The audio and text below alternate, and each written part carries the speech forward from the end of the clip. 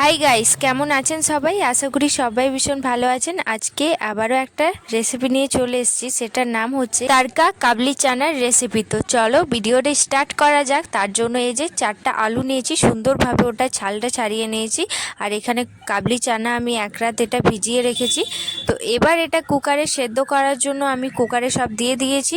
আর এটাতে আমি হালকা জল দেবো। এটা তো আপনারা জানেনই, তারকা কাবলি চানা বানানোর জন্য প্রথমে এই যে একটা কালো রঙের কাবলি চানাটা হয়ে যায়। তো আজকে ওইভাবেই বানাবো কাবলি চানার তারকা। চা খাওয়ার যে চা পাতাগুলো হয় সেটা কিন্তু আমি একটু ভিজিয়ে রেখেছি। এবার ওটা আমি ছাঁকনির সাহায্যে ছেঁকে ও লাল কালার যে জলটা সেটা আমি দিয়ে দিলাম। কুকারে 4 সিটি মারার পর আমাদের প্রপারলি সেদ্ধ হয়ে গেছে কাবলি চানাটা। এদিকে একটা কড়াই চাপিয়েছি, ওর মধ্যে সর্ষের তেল দিয়ে তেজপাতা, শুকনো লঙ্কা একটু দিয়ে ওটা ভেজে নিয়েছি। তারপর দিচ্ছি টমেটোর বাটা। এখানে প্রায় 4টা টমেটোর বাটা আছে, সেটা দিয়ে দিলাম। আর দিচ্ছি পরিমাণ মতো লবণ, হলুদ। ও সরি, এটা কিন্তু আমি নিরামিষ বানাচ্ছি। আমার এই ভিডিওটা এডিট করার সময় মনে পড়ছে পেঁয়াজটার জন্য, তো পেঁয়াজ এটার মধ্যে দেবো, একদম নিরামিষ। টমেটোটার মধ্যে কাঁচা গন্ধ চলে গেছে, টমেটোটা সুন্দর ভাজা ভাজা হয়ে গেছে। তারপর দিয়ে দিচ্ছি আমি কাবলি চানা আর আলুটা।